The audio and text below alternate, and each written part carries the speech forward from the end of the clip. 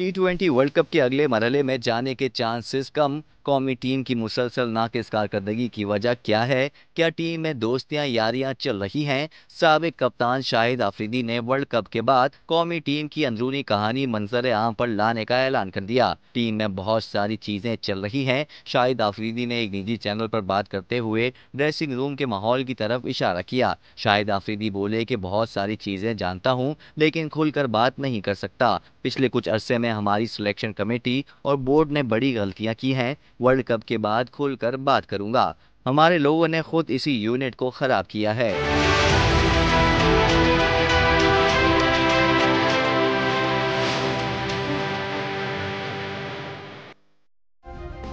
Subscribe करें और bell दबाएं ताकि कोई खबर रह न जाए।